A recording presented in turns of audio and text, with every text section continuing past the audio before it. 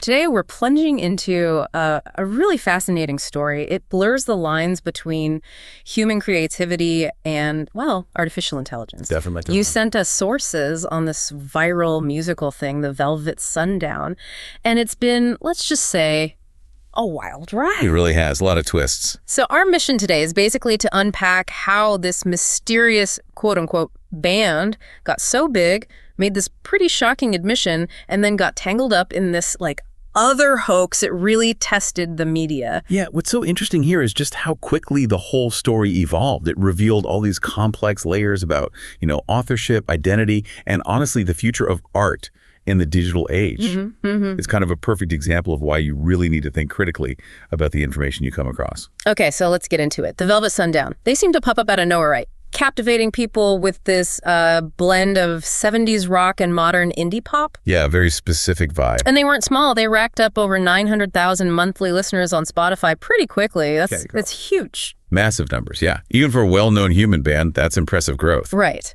But then, the big reveal. July 5th, 2025, their Spotify bio changes. It officially confirms they are a synthetic music project guided by human creative direction. And composed, voiced, and visualized with the support of artificial intelligence. Yeah. So what did that admission really signal to everyone? Honestly, it felt pretty seismic at the time. Not just because of the AI confirmation, but because they explicitly called themselves an ongoing artistic provocation. Right. Provoking what exactly? Provoking thought about boundaries, authorship, identity. They framed it as holding up a mirror, not as like a deception. So it wasn't just about the tech. It felt more like a philosophical statement. Oh, mirror. Okay. Interesting way to put it. But then, just as this AI stuff is swirling, this character, Andrew Freelon, shows up. Yes, Freelon. He claims he's the band's spokesperson, even does a phone interview with Rolling Stone. Said he used an AI tool called Suno. Yes, Suno, which is known for, creating whole songs just from text prompts. So at that point, people must have thought, okay, here's the answer. Case closed. Right. It certainly seemed like it. It fit the narrative perfectly. But that's where the next layer came in. The hoax within the hoax. What happened? Freelon later admitted, I think it was to CBC News, that he had absolutely zero connection to the Velvet Sundown.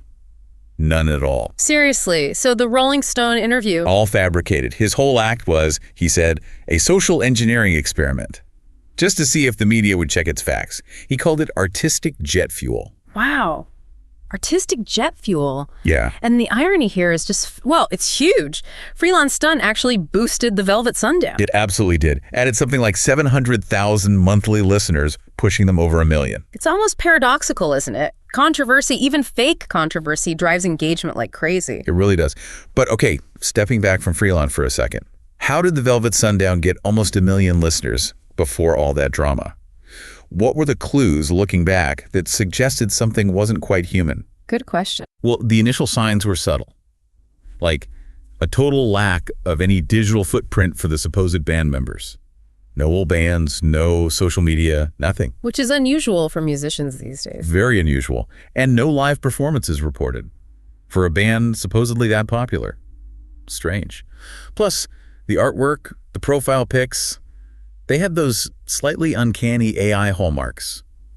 Weird details if you look close. And we should mention Spotify's role here, too. Glenn McDonald, who used to work there as a data alchemist. Analyzing user data, refining algorithms, yeah. He pointed out that Spotify takes money for playlist placement, and it relies more and more on its own algorithms for recommendations. Exactly. Which creates an environment where an AI act could potentially gain traction without much traditional promotion, just by gaming the system or getting lucky with the algorithm. And Alexander Olson from the University of Toronto, he makes the point that it's getting really hard for us, for average listeners, to even spot AI content anymore. Especially when we trust the platform's recommendations, sort of outsourcing our discovery process. And this Velvet Sundown thing, it's not happening in a vacuum, is it? Not at all. The sources mention other AI acts popping up, like The Devil Inside in metal, Aventhus doing electronic stuff, even a rap act called Nick Hustles.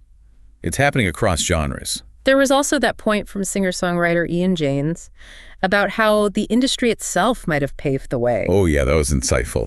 He argued that the industry's obsession with, algorithmic perfection, using tech to quantize beats perfectly, auto-tune vocals flawlessly. Making everything sound super polished. Exactly. He says that's basically conditioned our ears to accept AI music more readily. It doesn't sound that different from heavily processed human music sometimes. So where does this leave us? Music critic Daryl Sturdan seems pretty convinced AI is going to have a massive hit soon. Yeah, he predicts a global #1 pop hit generated by AI, and that this will force institutions like the Grammys to actually figure out how to formally reward AI creations. Which opens up a whole can of worms about artistry and awards. It really does. Yeah. And I think it brings us back to that central question.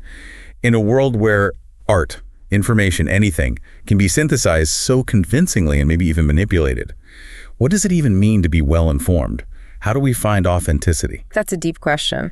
So for you, the listener, as you navigate this world where the lines between human and machine creativity keep blurring, it's worth thinking about how do these advancements challenge our ideas about art, about identity, and maybe most importantly, about trust itself.